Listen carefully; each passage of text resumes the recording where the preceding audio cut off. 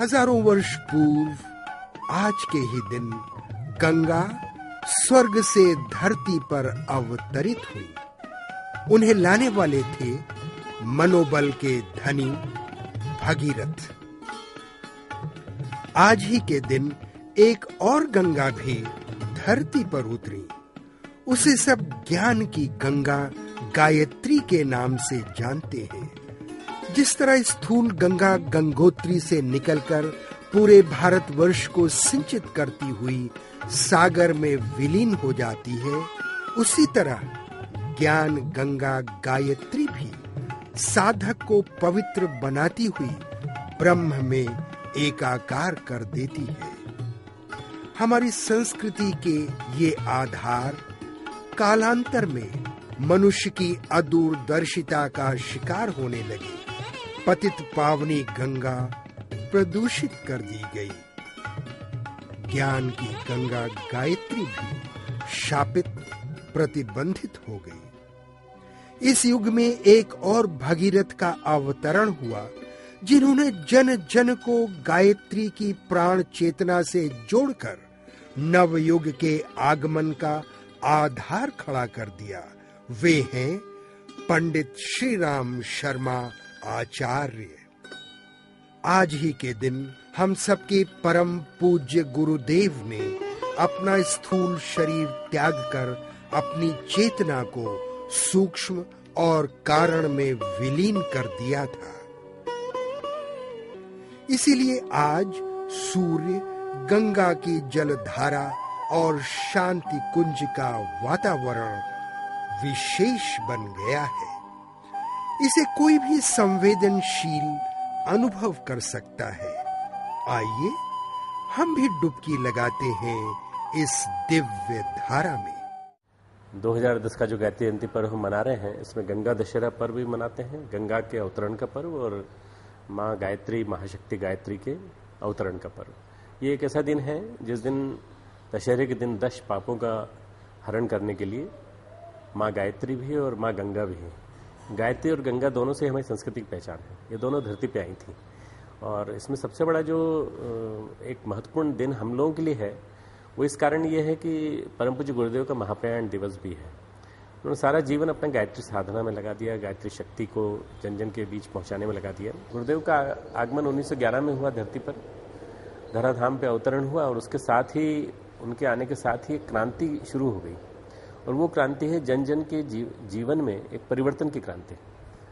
मैं ऐसा समझता हूँ गायत्री परिवार का एक अभिन्न अंग होने के नाते और इस समय एक महत्वपूर्ण कार्य करने के नाते कि आज जो गायत्री परिवार सारे विश्व में फैला है, उसका मुख्य कारण है परम पूज्य गुरुदेव की स्वयं की गायत्री साधना और गायत्री को उनके माध्यम से जन जन के बीच में पिरोया जाना। जैसे इंजेक्शन लगाते हैं, इंजेक्शन लगा लगा के सबको इम्यून बनाते हैं, तो गुरुदेव ने गायत्री साधना का इंजेक्शन सबको लगा दिया और कहा कुछ नहीं करोगे तो तुम इससे कम से कम ऋषि बन जाओगे, कुछ नहीं करोगे तो तुम इससे ब्राह्मण बन जाओगे। ये उन्होंने इतना व्यापक रूप में किया कि वो लगातार, उन्होंने अपनी साधना 1926 आरंभ कर दी थी, पर लगातार वो लगे रहे। 1926 से लेकर 1953 तक निरंतर साधना की।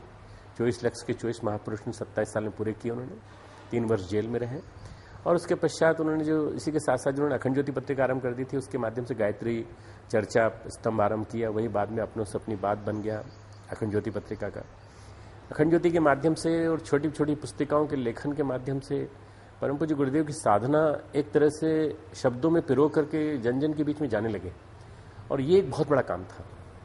मैं ऐसा समझता हूँ कि इतने सारी गायत्री साधना महापुरुषण पद्धतियाँ हैं, महामंडलेश्वरों करपात्री जी महाराज से लेकर जितने भी हैं साधक संतों के द्वारा ढेर सारी साधना पद्धतियां दी गई हैं, पर किसी ने भी गायत्री महाविज्ञान नहीं लिखा। किसी ने भी गायत्री के विज्ञान को, गायत्री के दर्शन को और गायत्री की साधना पद्धति को, दोनों को मर्ज नहीं किया, साथ में मिला करके किसी ने ये प्रयास नहीं किया जो परम पूज्य गुरुदेव ने प्रयास किया। और परम पूज्य गुरुदेव का प्रयास इसलिए विलक्षण माना जाना चाहिए कि इसी के माध्यम से दर्शन लोगों के बीच में पहुंचा। गुरुदेव का दर्शन ये था कि 5 व्याहतियां हैं, ओम भूर्भुवस्सुवः तत्सवितुर्वरेण्यम के माध्यम से वो सविता देवता का तेज हमारे रोम रोम में प्रवाहित हो। भर्गो देवस्य धीमहि के माध्यम से वो तेज हमारे अंदर पवित्रता का समावेश करे, ताकि हमें बोध हो सके कि हम क्या हैं। धियो यो न प्रचोदयात् अर्थात बोध। हमें बोध हो सके कि हम कौन हैं और किस लिए यहाँ आए हैं। हम अपनी जीवन शैली को इंप्रूव क्यों नहीं करते, सुधारते क्यों नहीं है। जीवन शैली जब सुधरती है तो गायत्री महामंत्र जीवन में परिवर्तन लाने लगता है। गायत्री महामंत्र अनगढ़ को सुगढ़ बना देता है। ये गायत्री महाशक्ति के अवतरण के दिवस पर आपको समझना है कि गायत्री साधना किस तरह से जीवन में परिवर्तन लाती है। गायत्री अमृत है, गायत्री पारस है, गायत्री कल्पवृक्ष है, गायत्री एक प्रकार से कहा जाए तो कामधेनु है, गायत्री ब्रह्मास्त्र भी है। संसार में आज आतंकवाद है, विभिन्न प्रकार की परेशानियां हैं, इन सब का निवारण करने के लिए गायत्री मंत्र का जप होना जरूरी है। ये हमें ध्यान रखना चाहिए कि हम जब तक खुद गायत्री नहीं करेंगे तब तक गायत्री मंत्र का लाभ हमें नहीं दिखाई पड़ेगा। गायत्री व्यक्ति को एक प्रकार से आमूलचूल बदल देती है। गायत्री सब कुछ दे सकती है यदि हम गायत्री को सही अर्थ में समझने की कोशिश करें कि गायत्री एक महाशक्ति है और उस गायत्री जैसी महाशक्ति को, जो कि एक प्रकार से सर्वसिद्धि दात्री गायत्री को परम पूज्य गुरुदेव ने एक साइंस के रूप में, विज्ञान के रूप में, एक शास्त्र के रूप में, एक ऐसे विचारधारा के रूप में जिसमें कि सारी कर्मकांड की पद्धतियां प्लस उसका दर्शन सब जुड़ा हुआ है, प्लस उसकी शिक्षाएं सब जुड़ी हुई हैं, उस रूप में हमारे सामने रखा। ऐसा विलक्षण गायत्री जयंती का ये पावन पर्व आया है। आप सबके जीवन में गायत्री साधना अवतरित हो, गायत्री आपको फल दे और गायत्री आपके जीवन की जितनी भी परेशानियां हैं, कष्ट हैं, कठिनाइयां, उनको दूर करे। इसके अलावा अगले वर्ष उनका जन्म शताब्दी वर्ष है। हम लोग ये चाहते हैं कि परम पूज्य गुरुदेव के जन्म शताब्दी वर्ष पर हम कुछ नहीं दे सकते उनको, तो कम से कम अपने आप को एक अच्छे साधक बनाने की और गुरुदेव के विचारों को जन जन के बीच में पहुंचाने की एक हम शपथ ले सकते हैं, संकल्प ले सकते हैं अपने जीवन में कि हम उनके विचारों को जन जन के बीच में पहुंचाएंगे। मिशन का संगठनात्मक स्वरूप गुरुदेव के महाप्रयाण के बाद 1990 के बाद 91 से लेकर 2000 तक का एक सांस्कृतिक दिग्विजय का प्रकल्प था, जो वंदनीय माता जी का संकल्प था। अश्वमेध हुए, सांस्कृतिक महोत्सव हुए, संस्कार महोत्सव हुए और उसके माध्यम से एक विराट जनमेदिनी मिशन के साथ जुड़ी। 2000 के बाद 2001 से 2010 तक ये युवाओं के जागरण का पर्व था, जब देव संस्कृति विश्वविद्यालय खड़ा हुआ और एक विराट संगठन युवाओं का मिशन के साथ जुड़ता चला गया। सारे देश में युवाओं के संगठन के कार्यक्रम हुए, प्रांतीय और पूरे विश्व में भी अलग अलग देशों में युवा सम्मेलन हुए। एक दिया आंदोलन के द्वारा अन्य जितने भी प्रकल्प उनके माध्यम से विभिन्न क्रांतियों की बात चली। 2001 से 2010 दूसरा डिकेड। तीसरा डिकेड जो आ रहा है 2011 से 2020, ये युग परिवर्तन का डिकेड है। गुरुदेव ने कहा था युग परिवर्तन के बीज मैंने सूक्ष्म में बो दिए हैं और ये तुमको दिखाई पड़ेंगे 2010 के बाद। 2011 आने वाला है, गुरुदेव का जन्म शताब्दी वर्ष हमारे सामने है। हमें अपने आप को संकल्पित करके लग जाना चाहिए, ये मान करके हम उनके अंगअवयव हैं। जब कोई किसी का अंगअवयव होता है तो फिर उसका जैसा ही काम करता है जैसा वो उसने किया। परम पूज्य गुरुदेव का जीवन दर्शन हमारे सामने है, तो जब हम उनके जैसा काम करेंगे तो ही हम सही अर्थों में उनके अंगअवयव कहलाने लायक होंगे। इसलिए यदि हम अपने आप को चाहते हैं कि उनकी सिद्धि मिले, उनकी कृपा मिले, उनका प्रसाद मिले, हमारे जीवन में शांति आए, मानसिक तनाव से हम मुक्त हों, घर के कलह मिटें, हमारे माध्यम से मिशन के कार्य और बढ़ें और हम प्रसिद्ध हों, तो फिर आप इस कार्य में लग जाइए। किस कार्य में? 2010 का जो प्रयाग वर्ष है इसमें आप संकल्पित होकर जुड़ें और 2011 से 2020 तक की तैयारी करें। कैसे इस युग निर्माण के महायज्ञ में हमारी भागीदारी होने जा रही है। गायत्री जयंती गंगा दशहरा पर्व की सभी भाइयों को मंगल कामना। 2010 का ये पर्व आप सबके जीवन में फलित हो।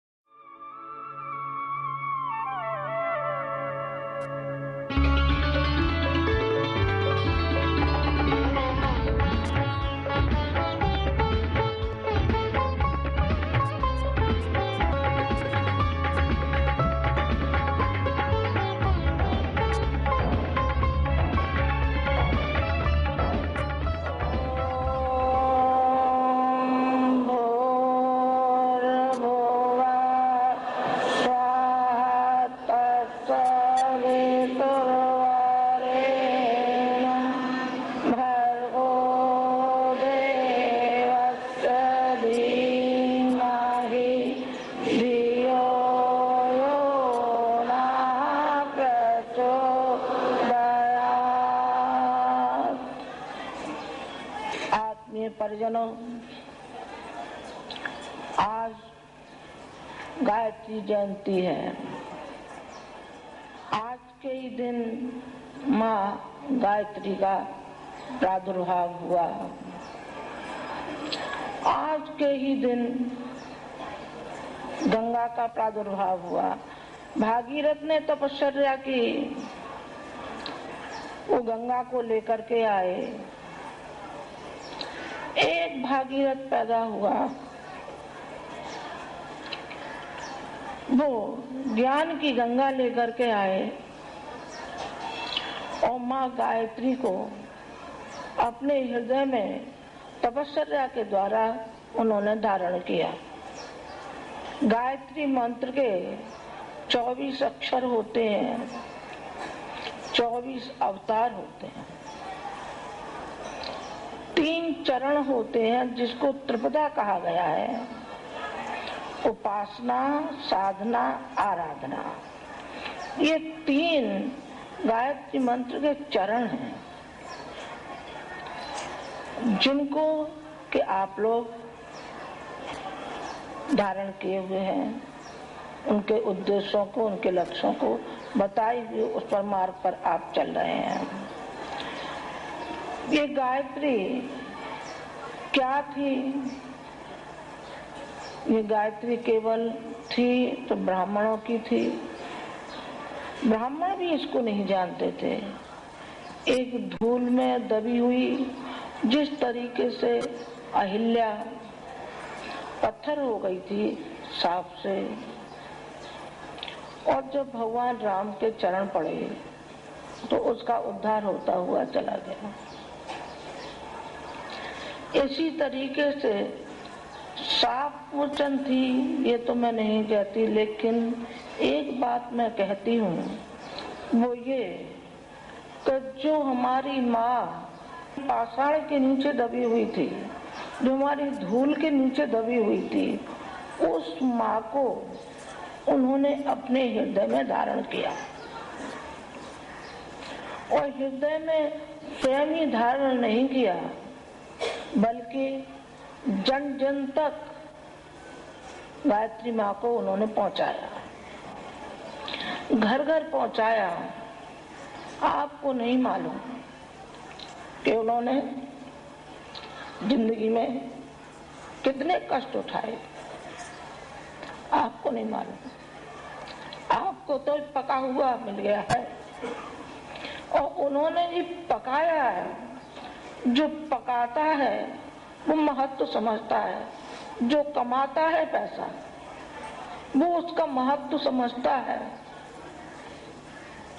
और जिसने कमाया ही नहीं, बाप दादे की कमाई है, वो क्या महत्व समझेगा उस पैसे का? उस पैसे का महत्व नहीं समझेगा।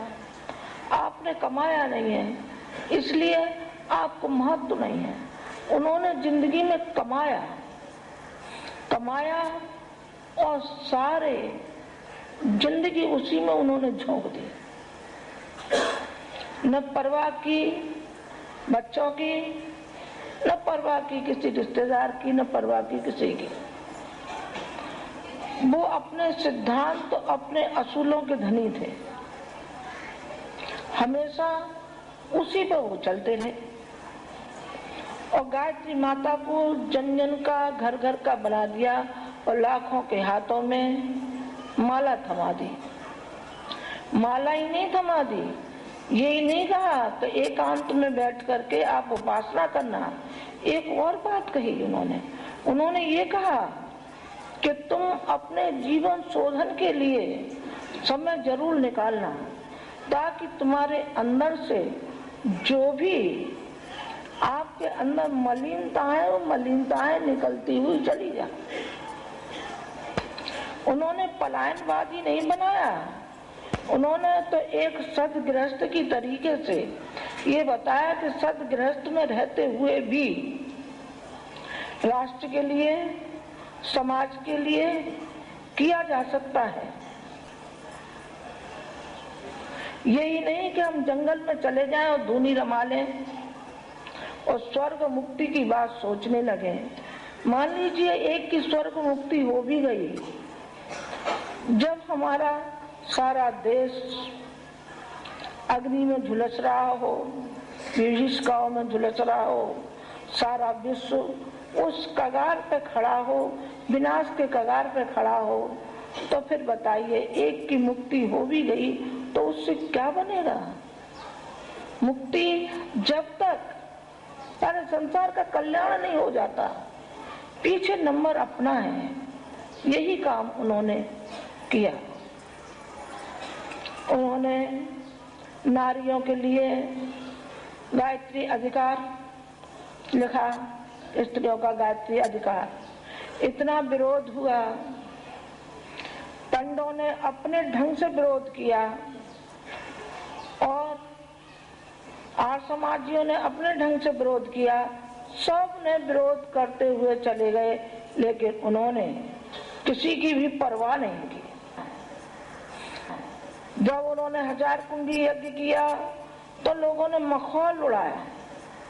उन्होंने कहा कि लोग पागल हैं, हम उनके लिए पागल हैं और हमारे लिए वो पागल हैं। वो अभी हमारे अंतरंग को पहचान नहीं पाए कि हम क्या कर रहे हैं और इसके द्वारा क्या करने हम जा रहे हैं। हमें बहुत कुछ करना है। हमें जब करना है तो किसी का हमें डर क्या है? कोई हमारा साथ देगा न देगा मत दे, तेरी इच्छा। हम तो तुझे कलेजे से लगाएंगे, पर तू साथ देता है कि नहीं देता हमें नहीं मालूम। मत दो, कोई भी साथ नहीं, अकेला चलेंगे, अकेले चलेंगे। उनकी एक कविनाथ टैगोर की एक कविता है, उसमें है इकला चलो रे, इकला चलो रे। मैं कहा अकेले चलेंगे, और अकेले चल करके उन्होंने कितना बड़ा संगठन तैयार किया, कितना बड़ा संगठन बना दिया। तो ये देवत्व का जागरण उन्होंने हर हृदय में पौधा लगा दिया। हर किसी के हृदय में पौधे को स्थापित कर दिया, बीज को डाल दिया। अब रह गई खाद पानी की बात, तो खाद पानी तो देंगे तो फूलेगा, फलेगा, पल्लवित होगा, बड़ा होगा, वो वृक्ष बनेगा। यदि खाद पानी निष्ठा की और श्रद्धा की नहीं दी गई तो फिर वो मुरझा जाएगा वो बीज, और वो बीज गल कर के रह जाएगा। बीज गल कर के न रह जाए, इसलिए तरह तरह से उन्होंने बताने की चेष्टा की। वाणी के द्वारा, लेखन के द्वारा, अपने व्यवहार के द्वारा, अपने चरित्र के द्वारा उन्होंने हर संभव बताने की उन्होंने कोशिश की है। उन्होंने जनता के साथ में गद्दारी नहीं की। उन्होंने भीड़ जिस तरीके से मदारी इकट्ठा करता है, इसलिए उन्होंने भीड़ इकट्ठी नहीं की मदारी की तरीके से। उन्होंने हर किसी में अपने प्राण जोड़ने की कोशिश की, अपना एक अंश देने की कोशिश की, और वो रात रात भर जगे। आपको नहीं मालूम, हमको मालूम है। हम साथ रहे हैं, साथ रहे तो जो हमको मालूम है वो आपको मालूम हो सकता है, आपको मालूम नहीं हो सकता है, मुझे ज्यादा मालूम हो सकता है, क्योंकि उनकी निकट रही। आप भी डाल डाल और पात पात पे मंडोलिए। आप भी ये मानिए कि अब गुरु जी के हैं, उस राम के हैं। एक राम ने तो केवल राम राज्य स्थापित किया था अयोध्या में ही, और ये राम तो ऐसे पैदा हुए, ये राम तो सारे विश्व के राम हो गए, सारे विश्व के राम, जो सारे विश्व को ये चाहा कि हम एक सूत्र में बांध देंगे। ये उनकी भावनाएं थी, पूरे विश्व में छा जाने की कोशिश की। छा जाने का मतलब विचारधाराओं को, सिद्धांतों को फैलाना, विचारों को फैलाना, साहित्य को फैलाना। मूल उद्देश्य था ज्ञान का प्रवाह, ज्ञान की धारा और ज्ञान की गंगा को बहाना। जिस तरीके से भागीरथ ने बहाया, तपस्या की, और गंगा शंकर जी की जटाओं में से उत्पन्न होती हुई चली आएगी। वेग कौन सहेगा? शंकर। ज्ञान का वेग कौन सहेगा? गुरु जी जिनका नाम श्री राम शर्मा आचार्य, ज्ञान का वेग वो सहेंगे। उन्होंने उस ज्ञान के वेग को सहा और ज्ञान के वेग को सारी धाराओं में फैलाते हुए चले गए और जन जन में उल्लास बांटते हुए चले गए, प्यार बांटते हुए चले गए और सबको धन्य बनाते हुए चले गए। ये था उनका जीवन, जिसके लिए मैं आप कोई उदाहरण नहीं जोड़ रही हूँ। मैं आपको केवल उन्हीं की बात कहूँ। आज उनकी पुण्यतिथि पर हमें अपने सच्चे मन से हमें संकल्प लेना है कि आजीवन हम जिस तरीके से जुड़े थे और भी हम प्रखर होते हुए चले जाएंगे, हम जुड़ते हुए चले जाएंगे। कहाँ गए हैं? कहीं नहीं गए, हमारे अंतरंग में है, हमारे रोम रोम में है। बाहर कहाँ है? शरीर के लिए रुना रहा है ना। शरीर तो जो पंच तत्व का बना हुआ है वो तो नाशवान है, वो तो जाएगा एक न एक दिन। जितने भी अवतार लिए गए हैं और जो भी इस पृथ्वी पर आए हैं, उनको सबको एक न एक दिन जाना ही पड़ा है। उन्होंने कहा कि देखो, शरीर की अपनी एक आवश्यकताएं होती हैं और शरीर एक सीमित काम कर सकता है। और जब मैं कारण शरीर में और सूक्ष्म शरीर में जाऊंगा तो मैं एक विशाल काम कर सकता हूँ और सारे में छा सकता हूँ। इस समय मैं अपने शरीर में रह रहा हूँ तो शरीर से जितना काम हो सकता है, यह तो 5 शरीरों का काम उन्होंने किया। अपने एक शरीर में रहते हुए उन्होंने 5 शरीरों का काम किया और उन्होंने ये कहा कि मैंने अपनी जिंदगी का सारा आनंद उठा लिया, अब तो मैं अपना जीवन जो भी जी रहा हूँ मैं फोकट में जी रहा हूँ। ये उनके शब्द थे। आप कभी भी अलग नहीं पाएंगे कि गुरुजी अलग है, माता जी अलग है, हमसे अलग है। नहीं, आपसे अलग नहीं है, आपके समीप है, लेकिन आपको 2 कदम उठाने पड़ेंगे आगे। जीवन के लक्ष्य को नहीं समझ पाए, अपने कर्तव्यों को नहीं समझ पाए, समाज को नहीं समझ पाए, राष्ट्र को नहीं समझ पाए, जिसमें कितनी विभीषिकाएं हैं।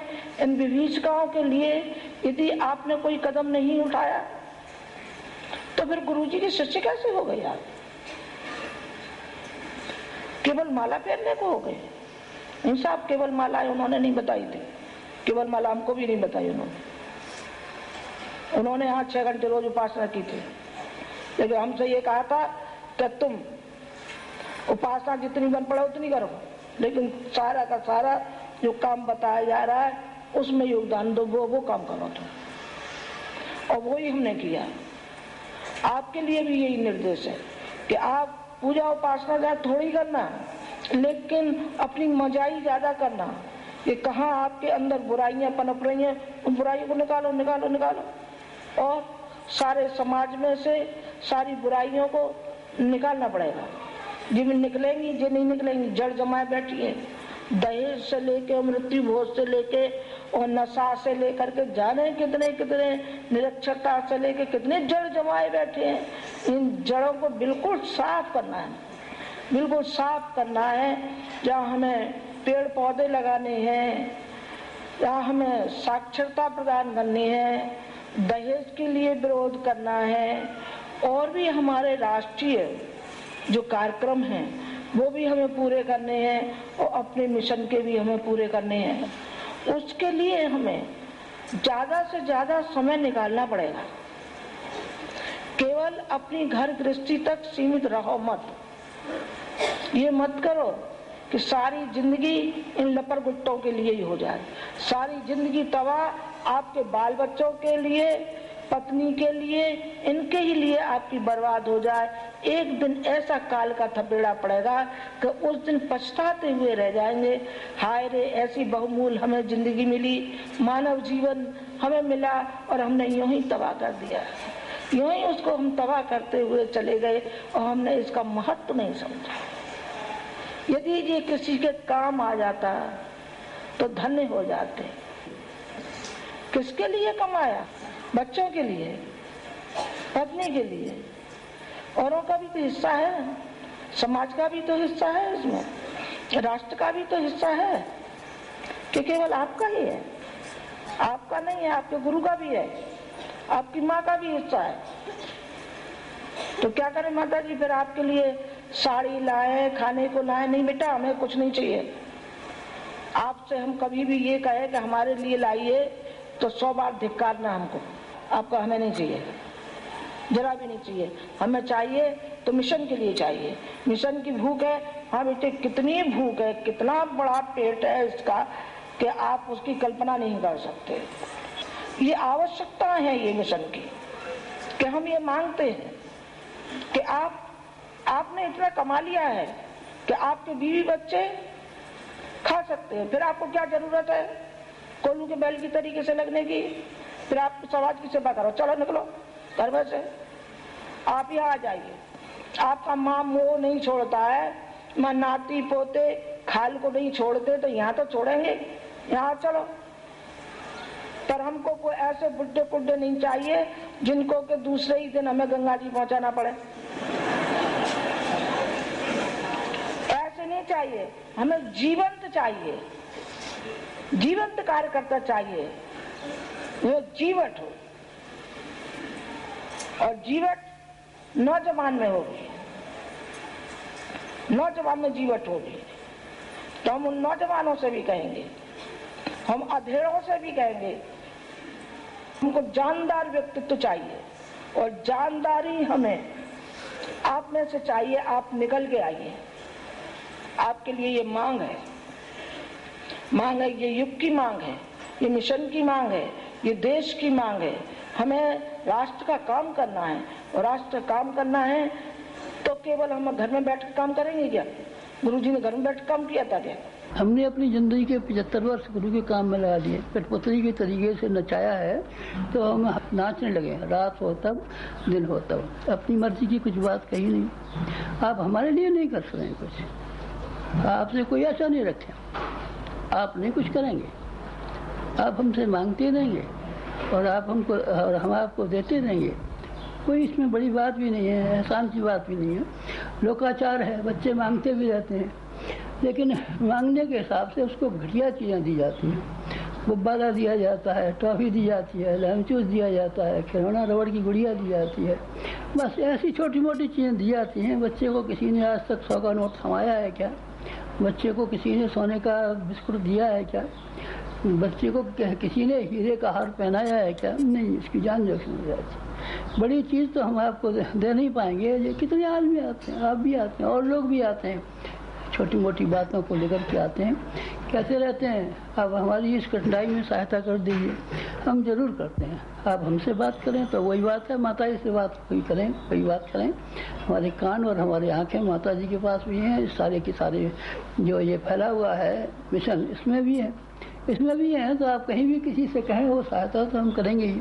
तो आप हमारी सहायता करेंगे कि नहीं करेंगे, आप ये बताइए। बस सिर्फ एक बात पूछते हैं, आप हमारी सहायता कर सकें तो अपना श्रम हमारे लिए निकालिए, आप अपना समय का एक हिस्सा हमारे लिए निकालिए, आप अपने पैसे का एक हिस्सा हमारे लिए निकालिए, आप अपनी समझदारी का एक हिस्सा हमारे लिए निकालिए, आप अपने प्रभाव और प्रतिभा का हिस्सा हमारे लिए निकालिए। हमारे माने भगवान के लिए, हमारे माने महाकाल के लिए। हमारा व्यक्तिगत जीवन में क्या है जिसके लिए हमको कुछ आपको मांगना है या आपसे कुछ कहना है, या हम कोई परेशानी में आ गए हैं जिसके लिए हमको व्यक्तिगत जीवन में कोई सहायता करें या उसकी मांग, उसके लिए नहीं कह रहे हैं हम। तो नया युग जो बदल रहा है, नया समय जो बदल रहा है, महाकाल जो आपके दरवाजे पर मांगने के लिए खड़ा है, युग के देवता ने जो आपको पुकार की है, हम सिर्फ उसकी बात कह रहे हैं और किसी की नहीं कह रहे हैं, किसी की नहीं कह रहे हैं। इसीलिए सारांश उसका ये हुआ अगर अगले 6 महीनों में आपके लिए कोई संभव हो सके तो अब तक जो करते रहे हैं ना काफ़ी है।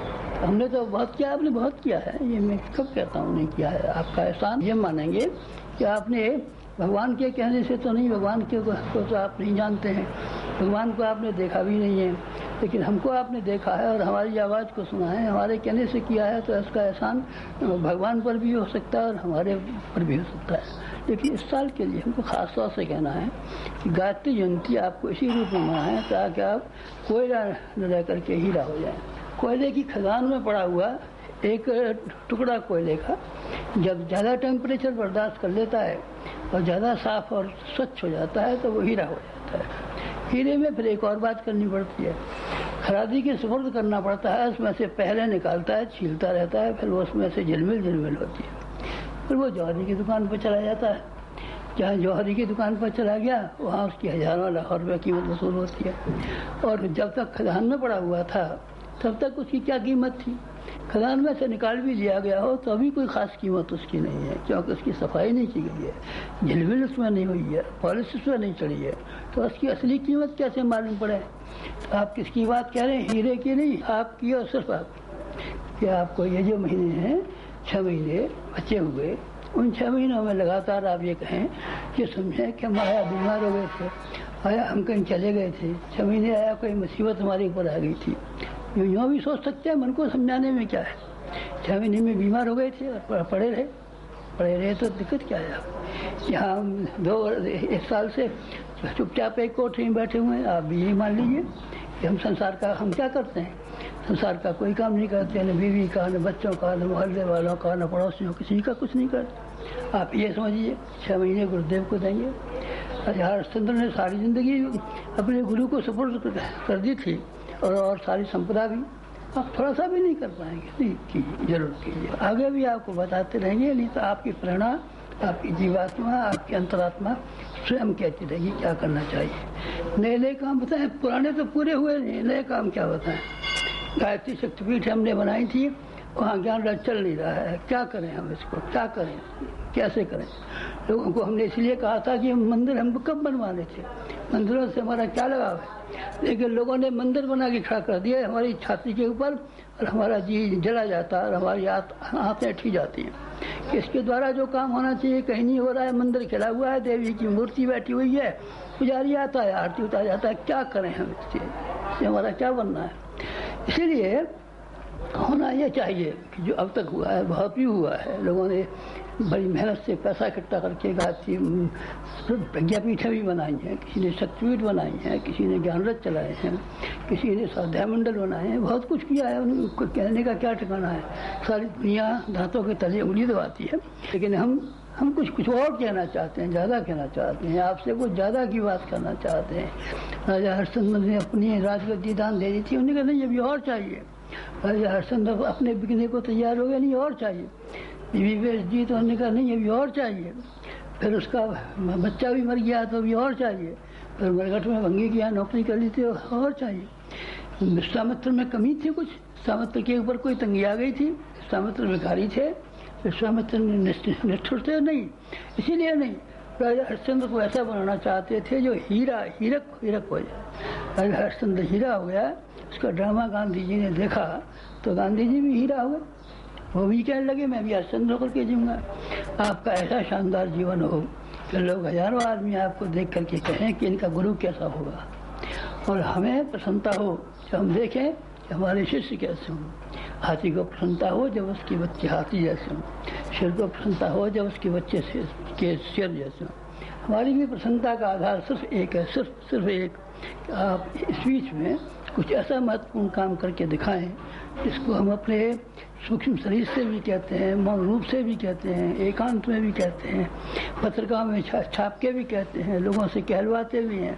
आप उन कामों में करने के लिए कुछ काम कर सकें तो एक वायदा हम आपसे कर सकते हैं कि आप हीरे बन जाएंगे, बहुमूल्य हो जाएंगे। हम भी अपनी दृष्टि में और अपने गुरु की दृष्टि में और अपने सहयोगियों की दृष्टि में हीरे की तरीके से हैं, और इससे कम में हमारा कोई समाधान नहीं है। आपको भी हीरे की तरीके से झिलमिलाता हुआ जौहरी की दुकान पर सजावट के साथ में रखा हुआ और उसका बहुमूल्य मूल्यांकन किया जाता हुआ देख पाएँ, हमारा संतोष तब हो, हमारा शांति तब मिले। यही हमारी प्रेरणा है, यही हमारी प्रार्थना है, यही हमारा अनुग्रह है, यही हमारा यही अनुकंपा है, यही हमारा निर्देश है। जो कुछ भी समझें कुछ कर सकते हो तो इस वर्ष ज़्यादा कर दीजिए। इसीलिए अब इस वर्ष को हमारा विशेष संदेश माने, हीरा बनने के लिए जो करना चाहिए वो करें। इस व्याख्यान में बताओगे नहीं, व्याख्यान काम को व्याख्यान नहीं बताता, सिद्धांत तो बताता हूँ।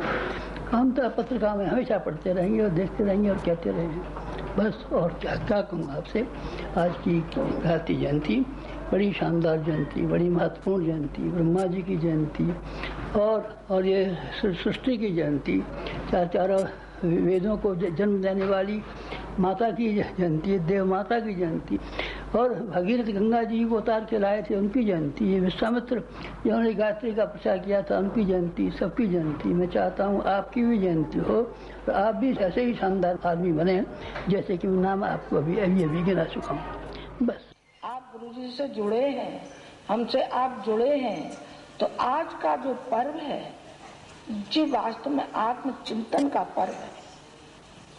आत्मचिंतन किया जाना चाहिए और विचार करना चाहिए कि हमारे अंदर कौन कौन सी कमियां हैं, जो कमियां हमको आगे नहीं आने देती हैं। उन कमियों को निकालना चाहिए और समीक्षा करनी चाहिए कि अगले वर्ष हमने कितना काम किया था, और आज हम संकल्प लेते हैं कि अब जो आज से शुरू हो रहा है फिर हम एक साल में क्या क्या काम करेंगे। ये सारा लेखा जोखा अपने मन में ही आज आप हैं तो चिंतन कीजिए। आज का दिन चिंतन का है, आज का पर्व अपने गलेवा में उतारने का है कि आज हमें ज्यादा से ज्यादा गुरु जी की शक्ति हमें प्रदान हो। पर भावनाएं और निष्ठा और श्रद्धा तो आप ही की होगी ना। जब श्रद्धा होगी तो आपको जरूर आपको मिलता हुआ चला जाएगा, और जितना चाहोगे उतना मिलेगा, भरपूर मिलेगा। जिस तरीके से गाय के थनों में दूध भरा होता है और गाय रमाती रहती है और दौड़ करके बच्चे के पास जाती है कि पी मेरा दूध पी, मेरे थन फटे जा रहे हैं, मेरे थन फटे जा रहे हैं, इसको पी बेटा, पी तू जल्दी से।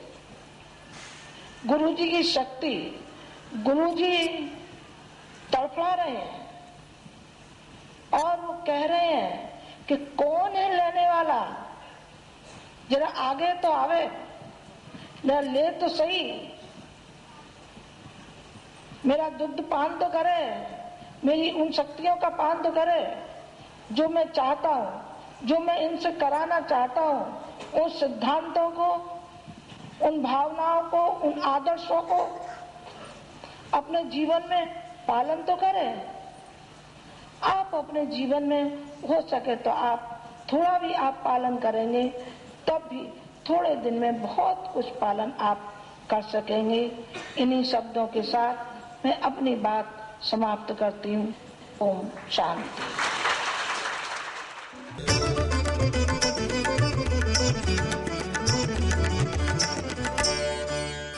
परम पूज्य गुरुदेव, परम पूज्य माता जी, एक माँ गायत्री के रूप, एक माँ गंगा का रूप, एक साधना की पराकाष्ठा, एक संवेदनाओं की पराकाष्ठा, जो भी उनसे एक बार मिला हमेशा के लिए उनका होके हुए चला गया। इतने बड़े मिशन का आज रूप देखते हैं, वो उनकी प्यार भरी, दुलार भरी उस प्रेरणा का रूप है जिसमें उन्होंने अपने बच्चों के आगे अपने प्यार भरे, सागर भरे अंतःकरण को उड़ेल के रख दिया था। हम में से अधिकांश लोग जो यहाँ बैठे हैं उनके प्यार भरे सागर की हिलोरे अनुभव करते हैं। क्या जिन्होंने देखा है परम पूज्य गुरुदेव को, माता जी को, वो उन्हें भुला सकेंगे? भुला नहीं सकेंगे। आज भले ही सशरीर वो आज यहाँ नहीं है, लेकिन फिर भी चिंतन की गहराइयों में, हमारी भावनाओं की गहराइयों में दूर दूर तक भरे हैं। किस तरह से भरे हैं? उसी तरह से भरे हैं जिस तरह गंगा हिमालय की बुलंदियों से चली थी और सागर की गहराइयों तक पहुंची थी। उसी तरह हमारे गुरुदेव, हमारी माँ भगवती दोनों हमारे अंतःकरण की गहराइयों में समाविष्ट हैं। हमारे ही इशारों पर चलेंगे हम, जगत जननी तुम्हारे ही इशारों पर। न है चिंता की डूबियां पहुँच जाए किनारों पर। न है चिंता की डूबियां पहुँच जाए किनारों पर। चलेंगे हम जगत जननी तुम्हारे ही इशारों